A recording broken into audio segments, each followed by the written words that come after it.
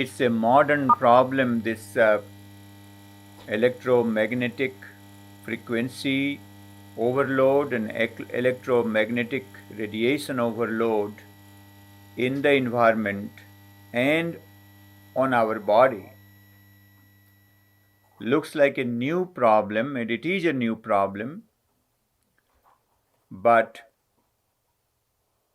as Charak Samhita says,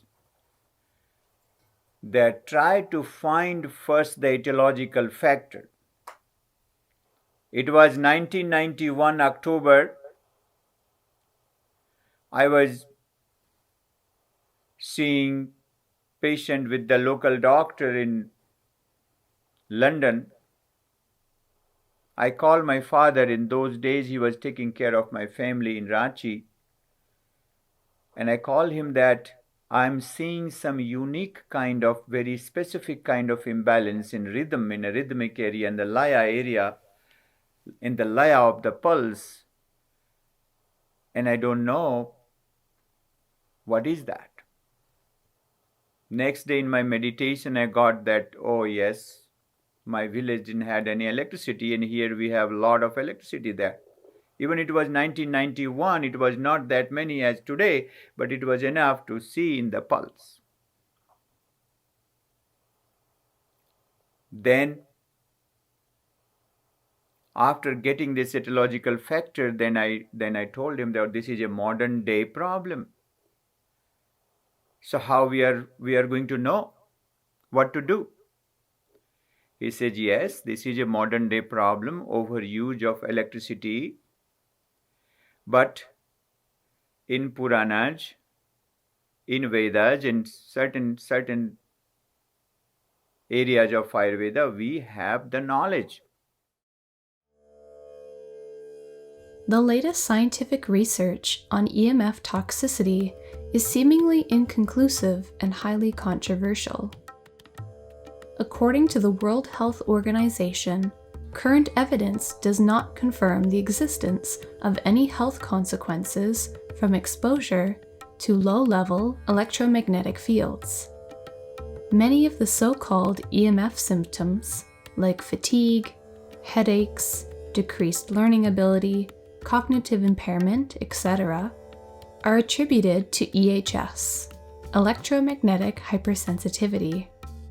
But the WHO maintains that there is little scientific evidence to support the idea of EHS. In contrast, scientists from countries such as Sweden, Finland, Turkey, Greece, France, and others have written peer-reviewed articles which conclude that EMF does have an extensive negative impact on the body. These studies have gathered data that supports the role of man-made EMFs as a causal agent of electromagnetic hypersensitivity, concluding that EMFs are noxious for healthy people. So what are we to do? Must we wait for the scientists to come to a consensus? Perhaps not, because by studying Shakavansya Ayurveda, we gain access to time-tested Vedic paradigms that offer unmatched insight into the workings of nature and the human physiology. This gives us a unique approach, along with conceptual tools to understand and manage EMF and the effects that it has on the physiology. Vaidya Mishra's teachings unfolded from sutra to science. He would introduce the Ayurvedic teachings and explain the details through scientific findings, further confirming the validity of both. This Ayurvedic understanding of EMF might just be what we need today. In this course, you will have access to recordings of Vaidya Mishra discussing the Ayurvedic understanding of EMF and offering tools to help mitigate and shield against it.